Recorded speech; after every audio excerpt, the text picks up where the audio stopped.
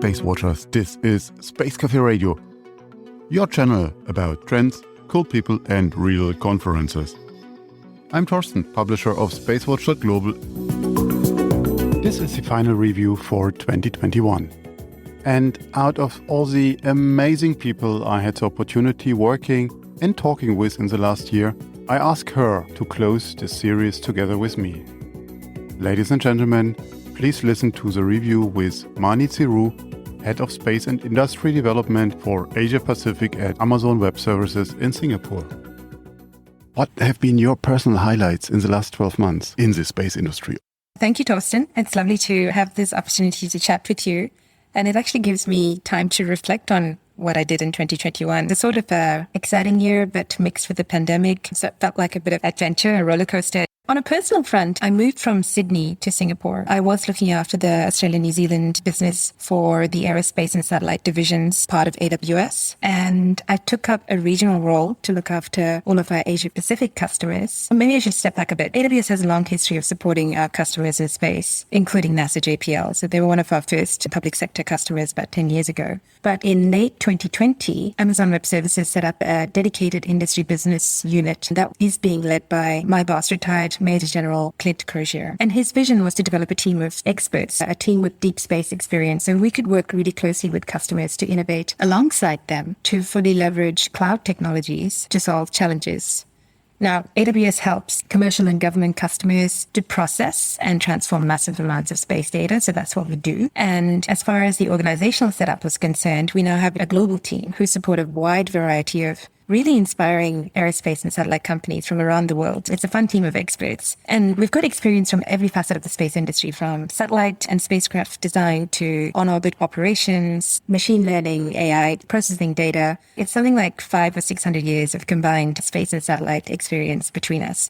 Clint asked me to look after the Asia-Pacific business, so I have the privilege of doing that. And that involved moving to Singapore, which was a little bit of an adventure because it was right in the middle of the pandemic. I can say it also came with the thrill of working with so many customers. Asia, I think, is a region that tends to go sometimes unnoticed by the broader public as one worthy of contention in space. But it's actually quite a rich and vibrant scene. So if I'm able to give you a few examples, it'll give some context for why this is some of my highlights. I'm really excited to be working with companies like Warp Space in Japan. So they're developing an inter-satellite communication system based on laser communication. There is Gilmore Space, it's a rocket company in Australia. They're developing low-cost small satellite launch vehicles. In Singapore, there is Aerofactory. They're an AI-based Earth observations analytics platform.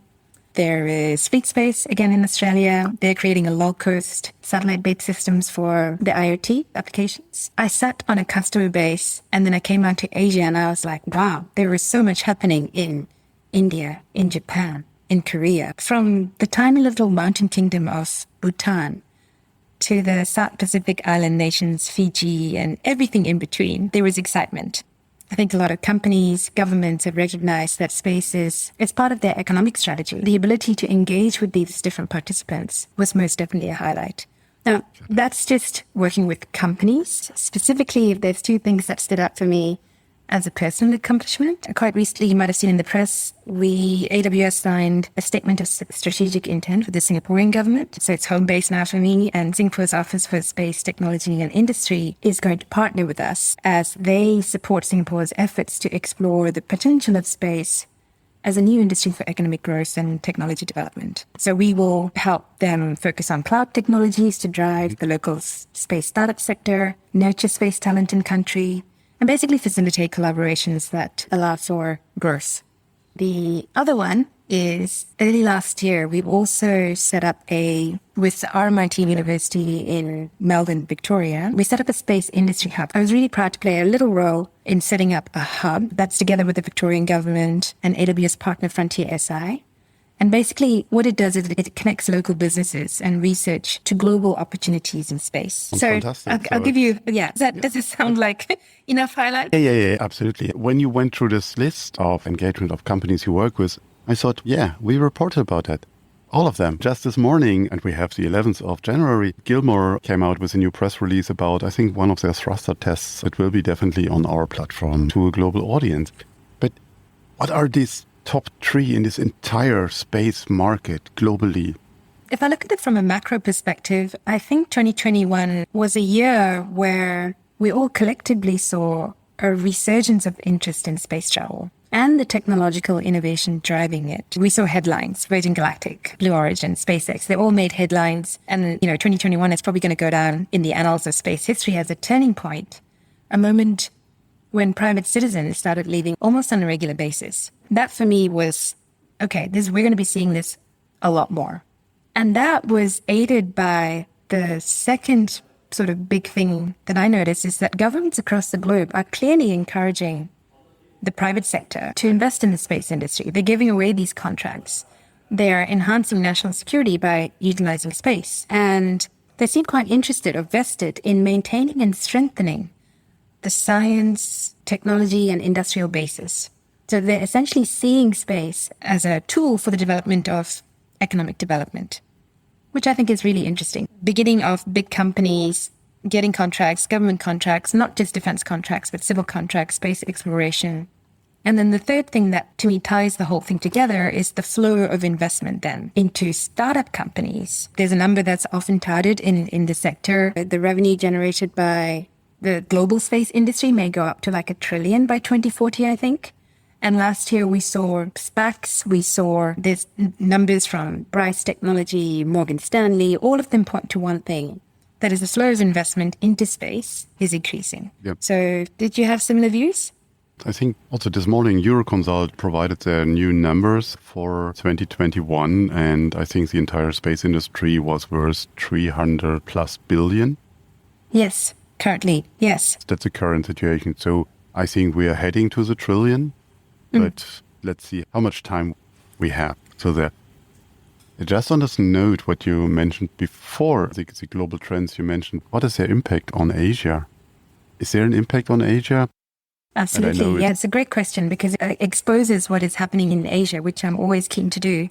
I want our audience to understand there's a lot happening in Asia. Korea has decided they're going to go to the moon, so they're going to work really closely with NASA to make sure that happens by 2030. JAXA's always been a big player, and they've got several missions in play. India has actually, last year, they opened up their direct foreign investment, and they're sort of unraveling the red tape that they had around international or global investments into this particular sector. They're reorganizing how they facilitate the growth of startups in their own country, and they're looking for regional cooperation. But you'll notice that there's been a lot of MOUs signed between space agencies, which is a small indication of how governments are also looking at the flow of capital, the flow of talent, of products and services between regional markets. I think there is an impact to the Asian space market based on what we're seeing globally. And more countries, there are now 70, at last count, 70 different countries in the world with a space agency. Asia forms a good part of that. Not all of them are interested in launching rockets necessarily. Lapan in Indonesia, for instance, they're looking at a program to look at building a tsunami warning system. So a lot of these are grounded in very practical uses for the local citizens. It's around communications. It's around remote autonomous management, perhaps, of either learning, pandemic control. There's so many useful examples of why space become relevant again. It's what's happening in the West has certainly sparked the imagination and the ambitions of the East. And they've always had to do it with a much smaller budget and perhaps more constraints. But it doesn't seem to slow them down in any way, shape or form. If anything, there's more and more next generation of youth, kids. Everyone's getting really excited about the space sector. We looked at last year and maybe some of it was stifled by the pandemic. I think this year's, hopefully, fingers crossed, hoping that we can move around a bit more freely. And if not, we've gathered the skills to operate remotely. But I think we can see a lot more exciting things come to play. Tell me, in your specific area, and I would define it as startups, innovation in your region, what touched you most? Is there anything you can highlight? When you say touched me most, there's always things that I get excited about, things that are novel, and I'm like, ooh, that's really cool. So I'm quite certain that you can be very excited about something. I got really excited because, as I mentioned, NASA JPL, one of our oldest customers, they're relying on AWS to process data from their Mars mission, Perseverance mission, the rover mission. And I love that we have a small role to play in helping them make decisions on the health and the safety of the rover. There's a lot of questions around, how does that work? And particularly when we're talking to students, when we're using STEM as a vehicle to inspire them to start thinking about, come and look at technology, come and look at science. These are the sort of stories that we usually tell. It's not just for them. I think it's inspiring for us. I'm personally inspired every day because the criticality of data, it's all data. Space is all data as far as I'm concerned. How do you plan the rover's next day's activities? How do you process hundreds of images from Mars every day that will help NASA store, process, and distribute that high volume of data to the right people at the right time in order to make the rover go where it needs to go? That for me is like, oh, cool. This is the kind of stuff that I always thought I would be playing a small role in. But the kind of things that touch me, and that's a slightly different question for me, is, as I mentioned, space is actually used for very real, tangible outcomes that impact citizens on a day-to-day basis. So for me, seeing customers and partners use real-time data to help protect animal habitats, to protect our environmental resources, we are facing urgent environmental challenges. Every day, there are natural resource managers responding to change, making critical decisions with lasting impacts. We want to help them take action where it matters. And these are things like addressing biodiversity effects, biodiversity offsets, bushfire. We have a lot of bushfires in Australia, and one of our startups, Fireball Australia, initially, the whole mission was literally, how do we identify within 2 minutes of smoke signals? Can we predict where the fire is going to come? Can we inform citizenry? That I'm personally touched by, really utilizing space data, geospatial data, satellite communications, IoT, ground sensors, using information, intelligence to identify things that lead to a more sustainable, help us create a more sustainable world. And instead of me waffling, I can give you a couple of examples. In Australia, for instance, we have Osius, and they're a startup company. And what they do is they fuse trusted Earth observation data with advanced AI analytics. And they generate very sort of comprehensive data layers, detailed, consistent information, providing a complete picture, which allows for large landscapes to be examined. What should be used? What should be protected? How do we manage natural capital? Those kinds of things are, given the sustainability direction that we are taking globally, I think these are solutions which are not only essential and imperative, but will become like apps that we use every day, I hope. So that's one thing that really touches me is, how do we use space data to protect the Earth that we live on? And then there's so many other, we have some amazing customers. Gatehouse Maritime is an American company, and they use the cloud to provide critical data analysis about ship monitoring to NOAA. And that's in order to assist their efforts to protect endangered whales near the coast of California. Another really cool example, like space and then whales. I just keep making these links back to it's space data, but for the preservation of life on Earth. And then finally, another amazing organization that does some incredible things, which we're really proud to support, is Digital Earth Africa. They use AWS to process satellite data faster than ever before. They can use it to predict or better understand things like, why aren't crops getting enough water here? Where is there risk of famine? How do we get food to people who are starving, or relief efforts across the continent so services and help can go where it's most needed? These are the kind of things that touch me from a space perspective. I guess it's space, but also very much about life on Earth, if that makes sense. Absolutely. Looking back to the last year, what in the space industry is most needed still? Extraordinary accomplishments have already been achieved for the whole human race based on space technology. Space is being democratized. You don't need to be a superpower to play anymore. You don't even need to be a country. But I think with, what's the Spider-Man quote? With great power comes great responsibility. How do we now do this effectively, responsibly, collectively? What do I think is needed, or what do I worry about more, is the governance and the appropriate regulatory framework from preventing space from becoming like a lawless wild, wild west, where the strongest or the most equipped, well-funded can take an unfair advantage. Our technology is growing faster than our regulatory affairs, basically. I think we need to keep up. One needs to keep up with the other. And I don't say have rules and regulations for the sake of having rules and regulations. We don't want unnecessary red tape stifling new innovation or enterprises. But balancing these competing requirements, a regulatory framework that protects stakeholders, countries, citizens' interests, with the freedom to develop and exploit new technologies. On the other hand, I guess it's finding that balance, and I'm not always seeing it, which is part of the reason I'm so passionate about diversity in space and space conversations, is we need more than just technologists and researchers and scientists and PCs. We need lawyers, we need philosophers, we need ethicists, we need writers, we need artists. We need every man represented in the discussion about space. If it's a thing that's going to take us to the next era, we could do that better. More representation. That's definitely an area to discuss further in an upcoming conversation. What are the top things to look at? So I'm super excited about Artemis 1. It's scheduled for March or April, assuming all things go well. I was already excited about the James Webb Telescope working beautifully after so many years of some insane engineering and just really marvelous technology finally launched.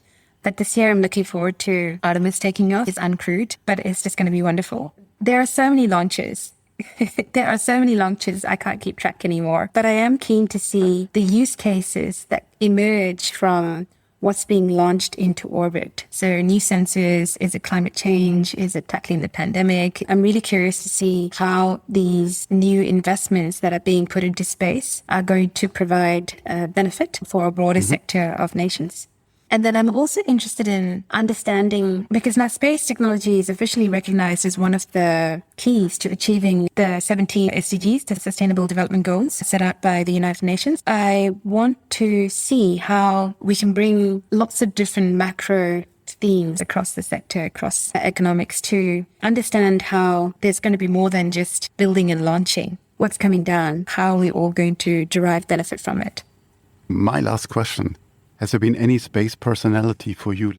I think my biggest admiration really goes to two groups. One is the educators. We have a lot of fabulous people out there who are educating the next generation of talent. One giant leap, Jackie in Australia, We Speak Science in the UK, the Tina Zali, SSTL, you've got Lynette and her crew doing some amazing work here. As AWS, I try to find partnerships with all these great organizations so we can do our bit when it comes to inspiring the next generation. But I think educators, space educators particularly, I always have time for them. I think they're amazing humans. And then there's this women in space, which I actually didn't really think about the significance of that until last year when I started to understand the dynamics of the space sector, which is not too dissimilar from the tech sector, but there may be more challenges, impediments, which may not have always made it easy for women in space. Like every woman in space has something, a story, if you will, and they're all worthy of an audience. But for me, it's just remarkable. And I particularly there's always this one standout image in my head that pops to mind quickly when the ISRO team finally got sent their Mars mission. And this is going back a while, probably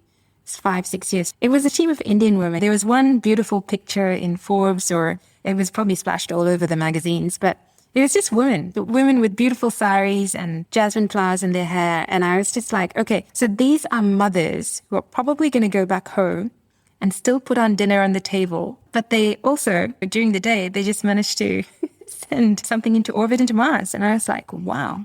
So yeah, I'm just a big fan of women in space and educators in space, because these are the people that are, I don't know, for me, listening to their stories is just interesting because there's so much more to them than just, it's not a day job for them. They really take it to heart. Thank you very much. Wonderful. You're very welcome, Tristan. Thank you for listening today. If you want to stay on the pulse of space, visit our website, our mothership, at SpaceWatch.Global, and subscribe to our newsletters. But of course, don't forget to become a Space Watcher. I'm Thorsten Kriening, CEO and publisher of SpaceWatch.Global, your independent perspective of space.